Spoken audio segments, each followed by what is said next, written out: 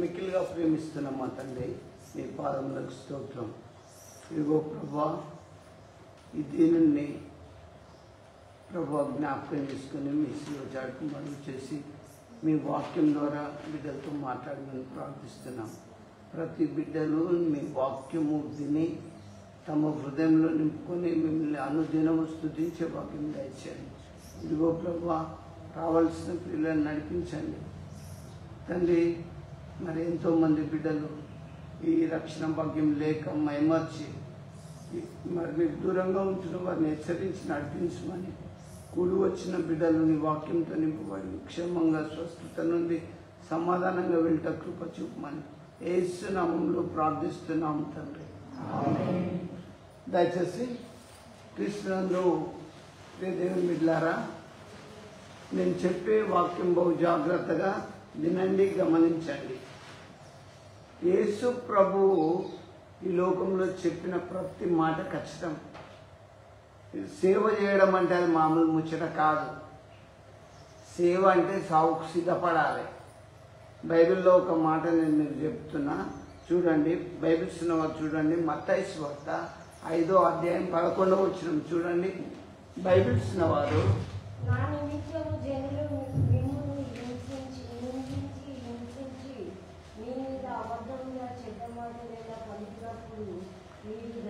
చూడండి, నా నిమిత్తము జనులు మిమ్మల్ని నిందిస్తారు, హింసిస్తారు, మీ మీద అబద్ధంగా చెడ్డ మాటలుగా పలుకుతారు. దేవుని బిడ్డలారా, నేను మీకు చెప్తున్నా, సేవ అంటే ఎప్పటికీ శాల్వాలు కప్పి సన్మానాన్ని తీసేది ఉండదు. బాగా గుర్తుపెట్టుకోండి. ఎప్పటికీ బాగా ఆదాయం ఉంటుంది అనేది కాదు. దేవుని వాక్యం ఏం చెప్తుంది? యేసుప్రభు ఏమని చెప్పిండు? సేవకుడు నిందతో నింపబడాలి. సేవ చేసేటప్పుడు కొన్ని నిందలు వస్తాయి, భరించాలి. ఎవరెవరికి నిందలు వచ్చినాయి ఇప్పుడు అవన్నీ మీకు చెప్తా. ఇవాళ నేను చెప్పేది ఏంటి? సేవకులకు నిందలు కూడా వస్తాయి కొన్ని. వింటున్నా అమ్మ? కరెక్ట్ చేసి సేవ చేసేటానికి నిందలు వస్తాయి.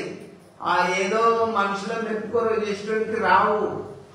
ఖచ్చితంగా ఎవరైతే దేవుని సువార్త పరిచర్య చేస్తారో వాళ్ళకి నిందలు వస్తాయి.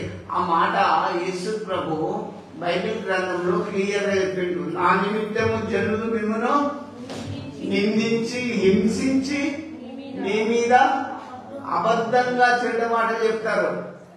వింటులా? సేవకులకు ఎవరైతే యథార్థమైన సేవ చేస్తారో మనుషులు మెప్పుకోరో కాదు చేసేది.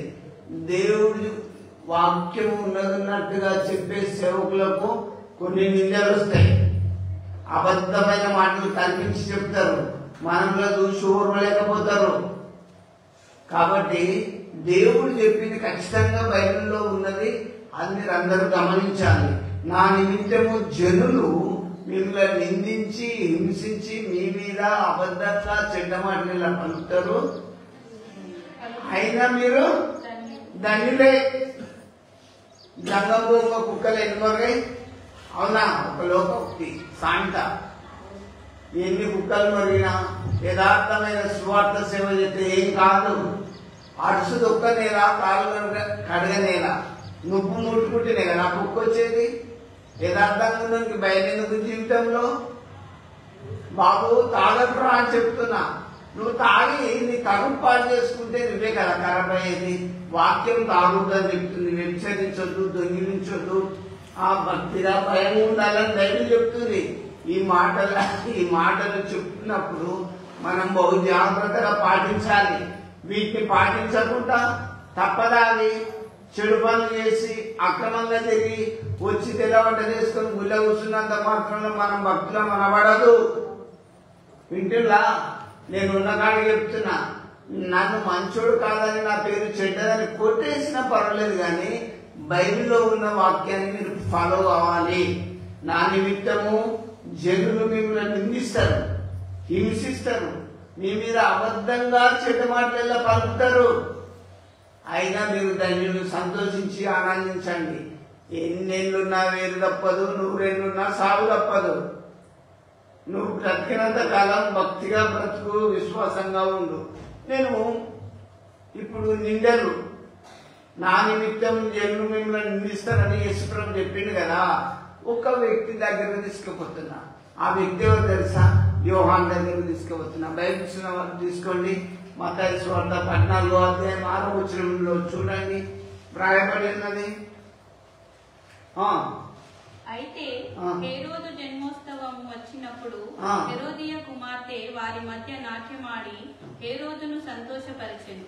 చూడండి, ఏ రోజు రాజు పుట్టినరోజు బర్త్డే చేసుకుంటాం కదా, రాజు బర్త్డే అయింది. ఆ రోజు ఆ బర్త్డేకు వాళ్ళ బిడ్డ చక్కగా డ్యాన్స్ చేస్తాండి. ఏం చేస్తుంది?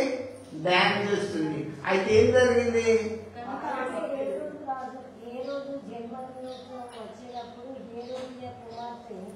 వారి మధ్య నాట్యమాడి హేరోదును సంతోషపరిచెను కనుక ఆమె ఏమి అడిగినని ఇచ్చేదనని అతడు ప్రమాణపూర్వకంగా. చూడండి, అక్కడ ఆ చిన్నది చక్కగా డ్యాన్స్ చేస్తాంటే తండ్రి రాజు కదా, పాపాను చాలా చక్కగా చేసినావు డ్యాన్స్, నీకేం కావాలో ఇస్తాను, నా రాజ్యంలో సగమైన ఇస్తానని ఒట్టు పెట్టుకుంటాడు ప్రముఖుల ముందు, అందరి ముందు.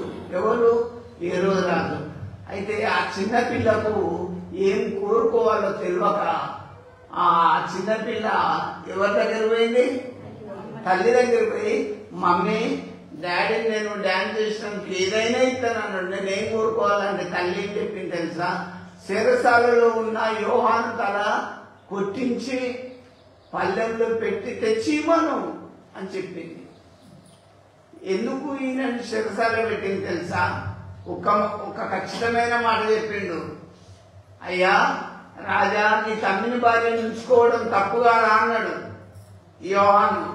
ఇవాళ రేపు పాస్టర్లు ఉన్న కాడికి చెప్తే వాళ్ళు గుడికి రారు. అరే తాగొద్దురా అని చెప్తే వస్తారా గుడికిగా? గుడికి పోతే తాగొద్దాట, ఏ తప్పు చేద్దాట. అక్రమంతో చేసే ప్రతి దోషమును చేయకుండా భక్తిగా రావాలి గుడికి. ఇంట్లో ఎట్లుంటామో, చర్చిలో ఎట్లుంటామో, భక్తి ఎప్పటికి కూడా మన నిజ జీవితంలో విశ్వాసంగా భక్తిగా ఉండాలి. కానీ ఈ యోహాను అందరికి బ్యాప్టిజం ఇచ్చిండు, అందరినీ ప్రభు వైపు నడిపించిండు, రక్షణ మార్గం తీసుకొచ్చిండు. కానీ రాజు దగ్గర భయపడ్డా? రాజా, నీ తమ్మిని భార్యను ఉంచుకోవడం తప్పనగానే వెంటనే రాజు కాబట్టి కోపం వచ్చింది. నా తప్పును వేలెత్తి పెట్టి చూపిస్తావా అని చెప్పి చెరసాలు వేసినప్పుడు తగిన సమయం వచ్చింది. రాజు బర్త్డే చేసుకుంటాడు, డిన్నర్ అయిపోయింది, బిడ్డ చక్కగా డాన్స్ చేసింది. పాపానికి ఏం కావాలో కోరుకో అంటే యోహాన్ తల పల్లెల్లో కొట్టి పెట్టి తెచ్చిమని చెప్పింది తల్లి. దైవజనుడు ప్రాణం ఇచ్చిండు. ఇవాళ నేను మీకు చెప్తున్నా, సేవ అంటే ప్రాణమైన ఇయ్యాలి, కానీ తప్పుగా మాట్లాడాలి. నువ్వు నమ్ము, గుడికి రాకపో, తాగొద్దు అంటే తాగొద్దు అంతే. విగ్రహారాధన చేయొద్దు అని బైబిల్లో ఉన్నది, చేయకండి. వ్యభిచారం చేయొద్దు అని ఉన్నది, చేయకండి. అదంతా దేవుని రాజ్యానికి వారసులు కారు కదా. ఈ 70 ఏళ్ల యాత్రలోనే మీరు ఈ పాప పని చేసి లోకంలో ఉంటే పరలోకం మొదటి మెట్టు కూడా ఎక్కం. అందుకే మనలో ఉన్న నలినాన్ని, పాపాన్ని, దోషాన్ని హిమము కంటే తెల్లగా ప్రభు యొక్క రక్తంలో కడుక్కోవాలి. వింటున్నా దేవుని బిడ్డారా, నేను మీకు చెప్పేది ఏంటంటే మన ఆయుష్కాలం సగం అయిపోయింది. రోజు రోజుకి ఎక్కడికి పోతున్నాం? మరణానికి సమీపంగా పోతున్నాం, మరణానికి పోతున్నాం. ఇప్పుడు నా లైవ్ ఇచ్చిన వాళ్ళు ఎవరైనా తాగుబోతులు ఉంటే మనసు మార్చుకోండి, వ్యభిచారం ఉంటే గుణం మార్చుకోండి, అక్రమంగా తిరిగే వాళ్ళని గుర్తు తెచ్చుకొని బైబిల్ చదువుకోండి. ఎందుకంటే క్రైస్తవ జీవితము నిందతో నింపబడాలి. జనులు ఉన్న కాడికి చెప్తే నా నిమిత్తం జనులు మిమ్మల్ని నిందిస్తారు, హింసిస్తారు, మీ మీద అబద్ధంగా చెడ్డ మాటలు పలుకుతారు, అయినా సంతోషించి ఆనందించాలని చెప్పింది. యోహాను భయపడ్డా? ఏ రోజు రాజుకో నీ తమ్మిని భార్య ఉంచుకోవడం తప్పని చెప్పగానే శిరసాల పాలైపోయిండు. అక్కడున్న సంఘంలో, అక్కడున్న బ్యాప్టిజం పొందిన వారు కొంత అలజడి కావచ్చు, అయ్యో మంచోని శిరసాల్లో వేసిందని. చివరికి తలకాయ ఇచ్చిండు. పల్లెంలో పెట్టుకొని ఆ తలకాయ ఆ చిన్నది తీసుకొని తల్లికి ఇచ్చింది. ఇప్పుడు ఏం చేస్తుంది ఆ తలకాయతోటి? పిల్లలకు, అయ్యా మీ పిల్లలకు సరి అయిన బోధలు, ప్రార్థనలు, విశ్వాసంలో చక్కగా నడిపియాలి. వాళ్ళు ఇప్పుడే గలీజ్గా తిరుగుడు ఉంటే వాళ్ళు పెద్దగైనాక కూడా అలాగే చెడిపోతారు, తాగుతారు, వ్యభిచారులు అవుతారు, దొంగలు అవుతారు. మంచి మార్గంలోకి రండి, ప్రభుని తెలుసుకోండి. ఇప్పుడు యోహాను గురించి మీకు ఒకటి చెప్పిన, ఇంకొకటి యోసేపు గురించి నేను మీకు షార్ట్గా చెప్తా. ఆదికాండం 39లో రాయబడ్డది. బైబిల్స్ వాళ్ళు తీసుకుంటే ఇంటికాడ చదువుకోండి. యోసేపు యాకోబు కుమారులలో ఒకడు, 11వ కొడుకు. యోసేపు మంచి నీతిమంతుడు, భక్తిపరుడు. కానీ యోసేపుకి ఎన్ని నిందలు వచ్చినాయి తెలుసా? ఒక మంచాన్ని వేసుకుంటే సొంత అన్నలే ఊరోలే గోతిలో వేసిండు. షార్ట్గా చెప్పుకుంటే వెళ్ళిపోతున్నా. గోతిలో పడేసిండు. పిల్లల్లో చదివేవాడు ముందర చచ్చిపోవడం తీసివన్నీ ఆ ఇస్మాయిల్ ఆ బాడపండి పోతాను అమ్మమన్నారు. అమ్మబడ్డాడు. గోతులకి తీయబడ్డాడు, అమ్మబడ్డాడు. అక్కడ యోసేపు దగ్గర ఎర్రగా అందంగా ఉండే వరకు పోతీఫర్ ఇంట్లో పని మనిషిగా కొనుక్కున్నారు అప్పుడు. అయితే ఈ యోసేపు అందంగా ఉండడంతో పోతీఫర్ భార్య అతని మీద నింద మోపింది. ఎవరినో తీసుకొచ్చి ఇంట్లో పని మనిషి అని పెట్టి వాడు నన్ను గలీజ్గా చేసేసిండని చెప్పి తన భర్తను చెప్పింది. రాజుకు పోతీఫర్ కోపం వచ్చి శిరసాల్లో వేయించింది. నేను మీకు చెప్తున్నా, షార్ట్గా చెప్తున్నా. అక్కడ 2 ఏళ్ల జైలు శిక్ష అనుభవించిండు. ఎవరు? యోసేపు. తర్వాత ఆ రాజుకు ఒక కళ పడుతుంది, ఫరో రాజుకు. ఆ కళలో దేశంలో మొత్తం ఎవ్వరు కూడా దాని భావం చెప్పలేకపోతున్నారు. కానీ యోసేపు ఒక్కరికి కళల భావం చెప్పే శక్తి ఉన్నది. అయ్యా, శాస్త్రులను, విద్వాంసులను, పండితులను అందరిని పిలిచిండు. నా కళ ఎట్లా పడ్డదో చెప్పాలి, దాని భావం చెప్పాలంటే ఎవరి నుంచి అయితే లేదు. కానీ తనకు రాజుకు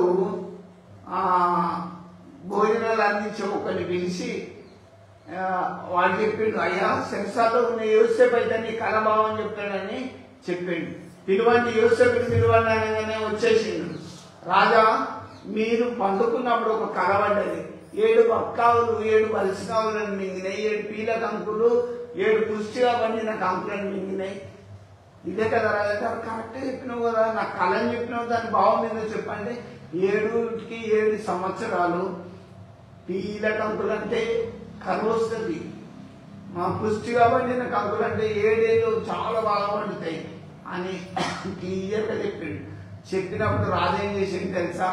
తన బిడ్డనిచ్చి, యోసేపు నువ్వే సంబంధులో ఆ రాజ్యాన్ని, నా రాజ్యాన్ని నువ్వే పరిపాలించమని అధికారం ఇచ్చేసింది. దేవుడు తలుచుకుంటే నీతిగా యథార్థంగా జీవితంలో విశ్వాసం ఉంటే రోగం రాని, మరణం రాని, కష్టం రాని, పాప పనులు చేసి నశించిపోయేందుకు భక్తిగా ఉండి విశ్వాసం సంపాదించుకున్నాం.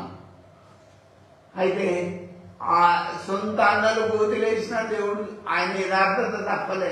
అమ్మబడ్డ ఆయన యథార్థత తప్పలే. శిరసాల్లో వేయబడ్డ యథార్థత తప్పలే. యోసేపు ఎక్కడ పోయినా ప్రార్థన చేసుకున్నాడు భక్తిగా. నీతి ఉన్నోడు ఒరిజినల్ గోల్డ్ ఎక్కడ వేసినా గుడ్డలు వేసినా బంగారమే. అవునా? తీసి కడిగినా మళ్ళా గుర్రంతా పోతే గోల్డే. మనము దేవుల్లో భక్తి ఉన్నప్పుడు ఆ భక్తి ఎప్పుడు జడగొట్టదు. పాపం ఏదైనా పాపం వల్ల వచ్చే జీతం మరణం. బైబిల్లో రాబడ్డది. పాపము వలన వచ్చే జీతం ఏంటి తెలుసా? మరణం. అందుకే పాపమును మనం అంతకుండా చూసుకోవాలి. అది మనకు అంటిందనుకో కష్టం. యోసేపును దేవుడు ఎంత ఆశీర్వదించాడు. నీతిగా ఉంటే ఐగుప్తు దేశానికి రాజుగా వచ్చాడు. ఏ అన్నలైతే యోసేపును గోతిలేసిందో వాళ్ళే వచ్చి ఇక్కడ మొక్కిండ్రు. మళ్ళా తెలుసా? నేను మీకు చెప్తున్న దేవుని బిడ్డలారా, నువ్వు విశ్వాసంగా ఉండు, దేవుడు ఆశీర్వదిస్తాడు. ఆయన యోసేపు జీవితం ఎన్ని రకాలుగా నిందింపబడ్డది, బాధపడ్డది, అవమానపడ్డది. భయపడ్డా? యథార్థత వదలలే. ఇప్పుడు నేను ఫస్ట్ ఎవరి గురించి చెప్పినా? యోహాను గురించి చెప్పిన, తర్వాత యోసేపు గురించి చెప్పిన. వీళ్ళిద్దరి జీవితాలు నిందలతో నింపబడ్డాయి. అవునా కాదా? క్రైస్తవులమైన మీరు జీవితంలో నిందలు, అవమానాలు, శోధనలు ఎన్నొచ్చినా దిగులు పడకండి. ప్రభు వైపు చూస్తూ జీవితంలో సాగిపోతూ ఉండాలి. అంతేకాని మనం కృంగిపోవద్దు. కృంగిపోతే శేతగాని వాళ్ళం అవుతాం. ప్రభు వైపు చూస్తూ విశ్వాసంలో సాగిపోతూ ఉండాలి. ఇంకొకటి కూడా నేను మీకు జ్ఞాపకం చేస్తా, షార్ట్గా చెప్పేస్తా. ఒకటి పేతురు గురించి చెప్తా. 16వ అధ్యాయం 16వ వచనం అపొస్తలుల కార్యంలో చూసుకోండి. పేతురు గురించి వ్రాయబడ్డది. బైబిల్ ఉన్నవారు అపొస్తలుల కార్యం 16:16. మేము ప్రార్థన స్థలమునకు వెళ్ళుచుండగా భూతోను అను దయ్యము పట్టినదై సోదె చెప్పుట చేత తన యజమానులకు బహు లాభము సంపాదించుతున్న ఒక చిన్నది మాకు ఎదురుగా వచ్చేది. చూడండి, ఇక్కడ పేతురు గారి గురించి చెప్తున్నా. ఈయన ప్రార్థన చేయడానికి ప్రార్థన స్థలం టెంపుల్ పోతాడు. ఒక చిన్నది వాళ్ళకి ఎదురు పడ్డది. ఆ చిన్నది ఏం చేస్తారంటే సోద చెప్తుంది, దయ్యాలు కూడా చెప్తాయి. మీకు ఇప్పుడు పిలిస్తే ఆశ్చర్యం ఏమి లేదు. ఎవరి లోపల ఏ స్పిరిట్ ఉన్నదో బయటికి ప్రభునామంగా దొరుకుతాయి. అయితే ఈ సూర్య చెప్పే చిన్నది పేతురును గుర్తుపట్టింది. పెట్టి ఏమంటుంది చదవమ్మా? ఆమె పౌలును వెంబడించి ఈ మనుషులు సర్వోన్నతుడైన దేవుని దాసులు. దయ్యాలకు తెలుసు పౌలును గిట్లా వెంబడించి ఈ మనుషులు సర్వోన్నతుడైన దేవుని దాసులు అని దయ్యాలు గుర్తుపడతాయి. నేను గుడికొస్తాను, ఇన్ని అద్భుతాలు జరుగుతుంటే గుర్తుపడతలేదు ఎందుకు? ఇన్ని కార్యాలు జరుగుతుంటే చూడండి, ఇన్ని అద్భుతాలు, ఇన్ని ఆశ్చర్య కార్యాలు జరుగుతుంటే దేవుని కార్యాలు వెంటనే మర్చిపోతాడు. ఆ దయ్యం పట్టినోడు ఆ చిన్నది ఏమంటుంది? వీరు సర్వోన్నతుడైన దేవుని దాసులు అని చెప్తాను. వీరు మీకు రక్షణ మార్గము ప్రచురించు వారై ఉన్నారని కేకలు వేసి చెప్పాను. కేకలు వేసుకుంటూ చెప్తాను, వీరు మీకు మంచి రక్షణ మార్గం చూపించే వాళ్ళై ఉన్నారని ఆ భూతోను దయ్యం పట్టిన చిన్నది చెప్తుంది. అయితే మీకు షార్ట్ గా చెప్పేస్తా. ఈ పేతురు పౌలు వీళ్ళు ఆ చిన్నదాన్ని వదిలిపోవాలన్నాడు. అంతే ప్రార్థన చేసి ఆ దయ్యాన్ని వదలబెట్టినందుకు అక్కడ ఉన్న ఆ చిన్నదాన్ని పెంచుకునే వాళ్ళు ఏమన్నారు తెలుసా? మాకు వచ్చే లాభసాధనం పోతుంది, సోదరి చెప్పుల చేత చాలా డబ్బులు సంపాదించుకుంటున్నాం, ఈ దైవజనులు వచ్చి ప్రార్థన చేస్తేనే ఇట్లా జరిగింది, ఈ చిన్నది బాగుపడ్డది అని చెప్పి వీళ్ళని ఏం చేసిండు?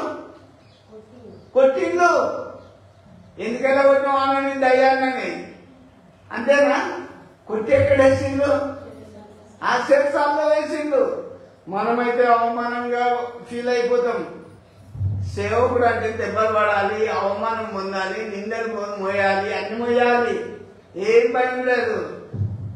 నేను మీకు చెప్తున్నా, కార్లతోనూ మమ్ము కొట్టినను, కాతులతో మమ్ము ఖండించినను, చంపబడిన గొర్రె పిల్లను చూసి బయలుదేరి వెళ్ళెదను, యేసుని నిందెను భరించి ఆయన యొద్దకే వెళ్ళెదను, స్టెఫెను సావును మదిలో తలచి, పేతురు చెరలో నుండుట తలచి, స్టెఫెను సావును మదిలో తలచి, పేతురు చెరలో నుండుట తలచి, బయలుదేరి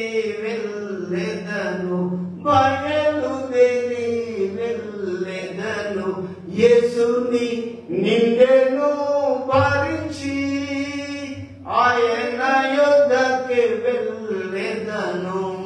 దేవుని బిడ్డారా, స్టెఫెను రాళ్ళతోటి కూడా చంపిండు. అపొస్తలుల కాలంలో వ్రాయబడ్డది. నువ్వు ఇంత మంచిగా దేవుని వాక్యం చెప్తావా అని పన్ను కొరికి అక్కడ ఉన్న వాళ్ళు రాళ్లతో కొట్టి చంపిండు స్టెఫెను. అయితే దేవుడా, ఈ పాపం వీళ్ళ మీద మోపకు, వీళ్ళు నన్ను తెలియక కొట్టుచున్నారని చెప్పి ప్రాణం వదిలిండు. ఒక్కరోజు నువ్వు ఏ రోజైనా ఒకరోజు ప్రాణం పోవాలి. గుడికి వచ్చినా రావాలి, గుడికి రాకపోయినా రావాలి, దేవుని నమ్మినా రావాలి, నమ్మకపోయినా రావాలి. ఇక it is not permanent place. ఇది మనకు శాశ్వతమైన భూమి కాదు. ఇది 70 ఏళ్ళ యాత్రే. మరీ చెప్తున్నా, ఈ 70 ఏళ్ళలో నీట్గా నీ హృదయాన్ని కడుక్కోవాలి. తాగుడుందా కడుక్కో, వ్యభిచారం ఉందా, చెడు తలంపులు ఉన్నాయా, ఈవిల్ స్పిరిట్స్ ఏమైనా ఉన్నాయా, అన్నిటికి దూరమై ప్రభు దగ్గరికి రా. వింటున్నా? ఈ చిన్న పిల్ల మీద బాబు, చిన్న పిల్ల మీద దయ్యాన్ని నిలబడినందుకు, పుతోని దయ్యాన్ని నిలబడినందుకు పౌలును వీళ్ళని ఏం చేసిండు? వారు చాలా దెబ్బలు కొట్టి ఆ. వారి చెరసాలలో వేసి భద్రంగా కనిపెట్టవలనని చెరసాల నాయకునికి ఆజ్ఞాపించింది. చూడండి, ఎవరు ఆ దైవజనులను బాగా దెబ్బలు కొట్టిండు. ఆ దయ్యాన్ని నిలబడినందుకే బాగా దెబ్బలు కొట్టి చెరసాలలో వేసి వీళ్ళని బయటకు రాని లోపల ఉంచని చెప్పిండు. ఎంత ఖండితం! ఇప్పుడు రోజులు మారిపోతున్నాయి. కన్నులాట దేవుని కార్యాలు చూస్తున్నారు. నమ్మే వాళ్ళు ఉన్నారు, నమ్మని వాళ్ళు ఉన్నారు, నిందలేసే వాళ్ళు ఉన్నారు, వేయని వాళ్ళు ఉన్నారు, ప్రార్థించే వాళ్ళు ఉన్నారు. రకరకాల మనుషుల మధ్య మనం జీవిస్తున్నాం.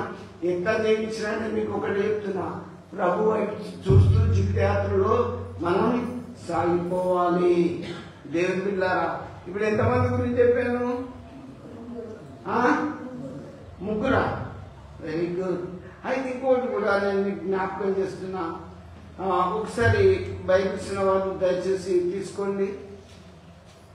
దానియేలు గ్రంథంలో నేను మీకు షార్ట్గా చెప్తున్నా. దానియేలు గ్రంథంలో రాజు ఒక ఆజ్ఞ ఇస్తాడు, ఒక శాసనం చెప్తాడు. ఎవరికి ఏ దేవుడికి ప్రార్థన చేయొద్దని చెప్తాడు. చెప్తే దానియేలు తన ఇంటి పైగడికి వెళ్ళి రోజుకి ఎన్నిసార్లు ప్రార్థన చేసేవాడు? 3 times, 3 సార్లు ప్రార్థన చేసుకునేవాడు. ఎవరికున్నదండి క్రైస్తవులకి ఆలోచన, అనుభవం. రోజు ప్రార్థన చేసుకుంటే దేవుడు ఖచ్చితంగా నీ పనుల్లో, నీ కుటుంబంలో, నీ ఇంట్లో, నీ ఒంట్లో అన్నీ సెట్ చేస్తాడు. నేను తెలుసుకున్న విషయాన్ని చెప్తున్నా. రోజు నువ్వు నీ జీవితంలో ప్రార్థన చేసుకుంటే ఏం కాదు. ప్రార్థన లేకుండా పాపం పనులు చేస్తేనే దేవుడు మొత్తేస్తాడు. నేనే చెప్తున్నా. నేను ఒక చెట్టు పెట్టుకున్నా. ఈ 10-15 ఏళ్ళు అయితే దాన్ని కాదకపోతే లేకపోతే ఉంచుతానా? ఈ చెట్టుని పీకేమని పీకేసి కొట్టేస్తా. నువ్వు గుడికొత్త గుణం మారది, నువ్వు గుడికొత్త బుద్ధి మారది. ఎందుకయ్యా? దేవుని మంచి వాక్యం నీ హృదయంలో ఉండాలి. చూడండి, ఇక్కడ నేను మీకు ఒకటి జ్ఞాపకం చేస్తూ చెప్తున్నా. దానియేలు రోజుకు 3 సార్లు ప్రార్థన చేస్తుంటే ఇరుగు పొరుగు వాళ్ళు చూసి, అయ్యా నువ్వే చెప్పినావు కదా, ఎవరైతే దేవునికి ప్రార్థన చేస్తారో వాళ్ళు ఎక్కడే పడతారు, సింహం ఊళ్ళో వేయబడతారని నువ్వు ఆర్డర్ పాస్ చేసినావు కదా. ఆ దానియేలు పైగదిలో కిటికీలు తెరిచి ప్రార్థన చేస్తుంటే మేము చూసినాం, మేము సాక్షులం. ఇప్పుడు వెయ్యాలని నింద మోపుతాను. రాజు దానియేలు తప్పించాలని ఎంత ట్రై చేసినా కూడా సంతకం పెట్టింది రాజునే. ఎలా? సరే పట్టుకుపోయి వేయండి అని చెప్పిండు. వేసేసింది. సింహాల నోళ్ళు దేవుడు మూసిండు. దేవుడు తన దూతను పంపి వాటి నోళ్ళు బ్రతకాలంటే దేవుడు కూడా, నేను ఒకటి చెప్తా, నడి సముద్రంలో పడ్డ యోనా బ్రతకలేదా? దేవుడు ఆర్డర్ ఇచ్చిండు, నువ్వు నా సేవకుడంలో పడతాడు. మింగాలని ఒక మత్స్యానికి ఆర్డర్ ఇవ్వగానే పడడంతో నీళ్ళల్లో అందరూ ఎత్తి వేసిండు. దేవుడా ఈ పాపం మా మీదకి రానియదు, మేము ఇతన్ని యోనాను ఈ సేవకుని నీళ్ళల్లో ఎత్తనం, పాపం జరగదు దేవుడా అని మొక్కి వేసిండు. మొక్కి వేయడంతో ఒక దేవుడు ఒక మత్స్యానికే ఆర్డర్ ఇచ్చేసిండు. నేను మీకు ఒక్కటి చెప్తున్నా, ఆ పడంతో చేప, పెద్ద చేప మింగింది. మింగినప్పుడు అది డైజెషన్ కాలే, 3వ రోజుకు ఒడ్డుకు దక్కింది యోనాని. అదే సముద్రంలో దక్కితే చచ్చిపోవు కదా. యోనా ఈత కొట్టినా ఎంత కష్టమో, వచ్చింది ఒడ్డుకు ఓకరించుకొని కక్కేసింది. దేవుని బిడ్డలారని మీరు చెప్తున్నా, మరణం తప్పించుట యెహోవా వశం. మీకు ఇంకోటి చెప్తా, దైవజనులు 3 షడ్రక్ మేషక్ అబేద్నెగోలు ఉన్నారు. వీళ్ళు కూడా విగ్రహారాధన చేయలేదు. రాజాను పెట్టిన విగ్రహం ముక్కది, మేము అస్సలే ముఖమన్నందుకు రాజు ముఖం వికారమైపోయింది. నన్ను మీరు ఇంతగా అవమానిస్తారా? నాకు అధికారం ఉన్నదని చెప్పి ఏం చేసిండు? మండే గుండముని 700 ఎక్కువ చేసి వాళ్ళను వేయమన్నారు. వేయమంటే బట్టలు ఎట్లు వచ్చింది కదా, వచ్చి నెట్టుకుంటా పోతాను. ఈ ముగ్గురు దైవజనులను నెట్టుకపోయి మండే అగ్నిగుండం 700 ఎక్కువ చేసిండు. ఆ మంట దగడితే ఏసుకొని వచ్చింది, కానీ ఈ ముగ్గురు ఆ మంటలో చక్కగా తిరుగుతాను. రాజు వచ్చిండు, అరే నేను వేసింది ముగ్గురిని కదా, 4వ రూపం వాళ్ళ మధ్యలో తిరుగుతుంది. 4వ ఎవరంటే దేవుడు ఉంటాడు. ఈ లోకంలో నేను ప్రభు వాక్యాన్ని బట్టి చెప్తున్నా, నీకు రోగం వచ్చినా దేవుడు ఉంటాడు నీతోటి. పాపం చేయకు, తప్పు చేయకు, తాగకు. హృదయ శుద్ధి గలవారు ధన్యులు, వారు దేవుణ్ణి చూసేదారు. ఎప్పుడైనా చూసినావు అమ్మ అయ్యా అన్ని అడితే నేను చూడలేదంటారు. దయచేసి మీరు ఒకటి గమనించండి, నిజంగా దేవుడు ఉన్నాడు. మీరందరూ నా ప్రియ సంగమా, మీరంతా నా కొరకు ప్రార్థన చేయలేదా? నా పరిస్థితి ఏంది? ఏం బాబా, నా నోటి మాట బంద్ అయినప్పుడు ప్రార్థన చేస్తే నీకు నోరు రాలేదా? వచ్చింది. నీ దేవుడు రాఘపూర్. ఇవన్నీ అద్భుతాలు కావా? ఒక్కొక్కటి చాలా చెప్పగలుగుతా. ఫోన్లోనే ఎంతో మంది హీల్ అయిపోతాను. రాత్రి కూడా ఒక ఫోన్ వచ్చింది. నేను ఎందుకు మీకు చెప్తున్నానంటే, దేవుడిని తెలుసుకుంటూ దేవుడు ఉన్నాడు. అరే వాళ్ళకి అట్లెందుకు జరిగిందంటే, నీ విశ్వాసం లేనప్పుడు దేవుడు వచ్చి పడేస్తాడు. మనం ఏం చేయలేము. నువ్వు తప్పు. దేవుని విషయంలో జాగ్రత్తగా ఉండాలి. మనుషులతో కాదు, దేవునితో అబద్ధం ఆడద్దు. వింటున్నా? దేవునితో అబద్ధం అస్సలే ఆడద్దు. అందుకే నప్పుడే దేవుని విన్నారా, ఇక్కడ నేను మీకు చెప్తున్నా. ముగ్గురిని అయితే 4వ వారిని రూపం ఇచ్చింది. వాళ్ళ బయటికి తీయమన్నప్పుడు శడ్డకు మెషి అబద్ధం బయటికి తీస్తే ఒక్క వెంట్రుక కూడా కమిలిపోలేదు. ఎందుకు? జీవితంలో ఏసేతో కలిగి ఉండు. ఒక్క వెంట్రుక అగ్నిగుండంలో అయితే కాగలేదు. నీకు చిన్న రోగం వస్తే భయం ఎందుకు? ఆయనతో ముడితే బాగా అవుతుంది. శివాలతో ముడితే వేసినాయి. అవునా కాదా? అందుకే నేను మీకు చెప్తున్నా, దిగులు పడదు జీవితయాత్రలో. కానీ కొన్ని క్రైస్తవుడు సేవకుడైన వాడు మీకు చెప్తా. మార్క్స్ వార్త ఒకసారి తీసుకోండి. మార్క్స్ వార్త 15:32 చూడండి. నేను చాలా షార్ట్గా చెప్పుకుంటా పోతున్నా, గమనించండి. యేసు ప్రభుని కూడా నిందించిండు. యేసు ప్రభు ఈ లోకంలో ఏం చేసిండు? దయాళనలో వచ్చిండు, రోగులను బాగు చేసిండు, 5 రొట్టెలను 5,000 మందికి పంచిండు, శివాలను సగం ల్యాండ్ వేసిండు. అంత గొప్ప దేవుడే అవమానం పొందిండు. మార్క్స్ వార్త 15:32 చూడండి.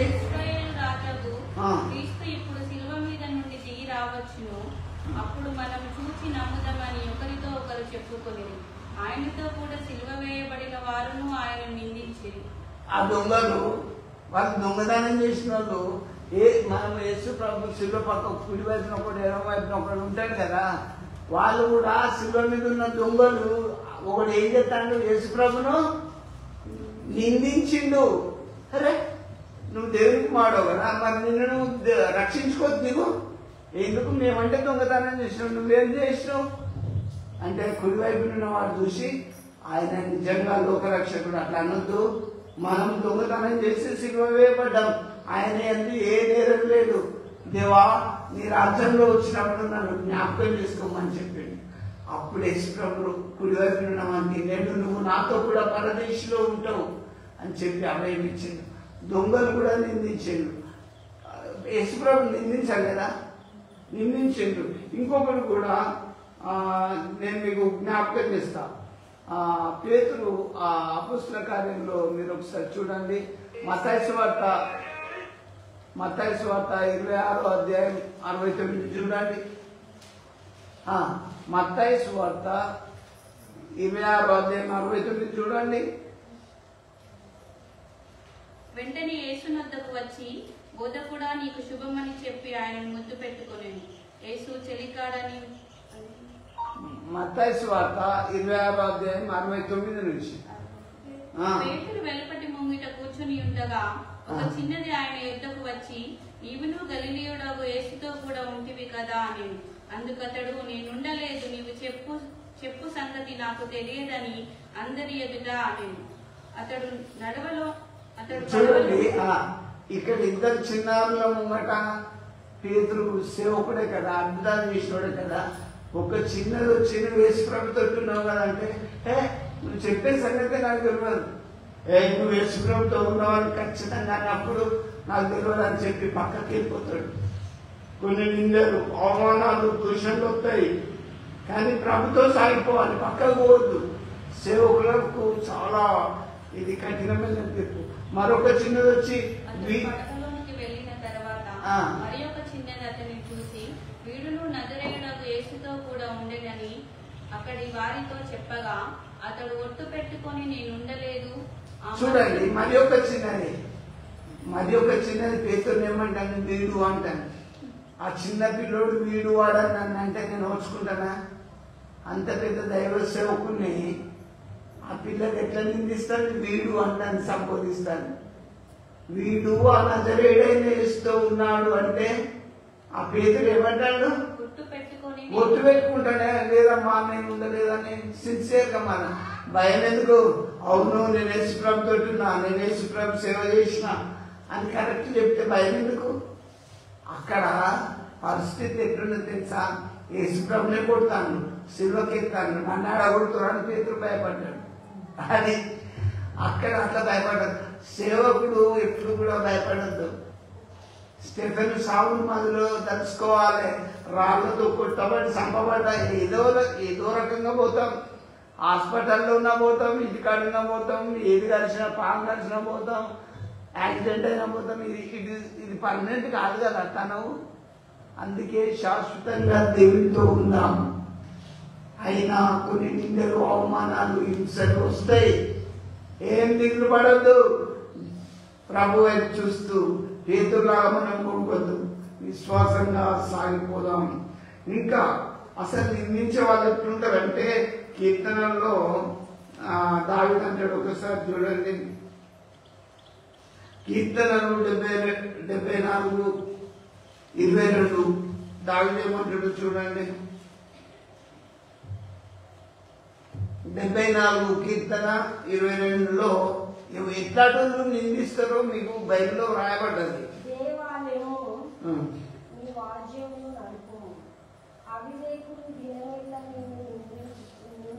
అవివేకులు దినమెల్లా నిందిస్తారు, అదే దానికి జ్ఞానం ఉండదు. అవివేకులు అభిప్రాయపడ్డది. నిందించడం ఎవరు? బైబిల్ ఏం చెప్తుంది? లేని కల్పించుకొని నిందల పాలు చేస్తారు, మనుషులను కూడా నిందల పాలు చేస్తారు. అవివేకులు అంటే జ్ఞానం తక్కువ వారు, మూర్ఖులు. అవునా? నేను చెప్పడం కాదు, బైబిల్లో రాయబడ్డది. అవివేకులు దినమెల్లా నిందిస్తారు, వాళ్ళకు సాటిస్ఫై ఎక్కడ ఉండదు, తృప్తి ఎక్కడ దొరకదు, వాళ్ళకు మనసుకు శాంతి ఉండదు. అలాంటి వాళ్ళు ఏమైనా వాళ్ళని నిందించడమే చూసుకుంటారు. కానీ దేవుని బిడ్డలారా మీకు చెప్తున్నా, అవివేకుల గుంపులో మనం చేరొద్దు, వాళ్ళని గుర్తుపట్టాలి. ఇంకా ఎవరు నిందిస్తారో చూడండి, 102 కీర్తన 8లో కూడా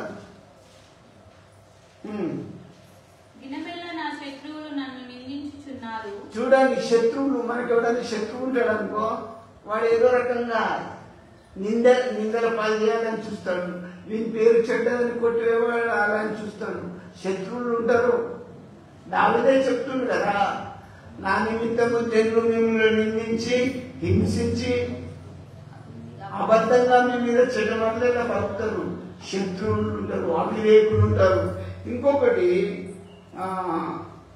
ఇక్కడ సాయంత్రంలో సొలొమోనులో ఒక మంచి మాట చెప్తాడు.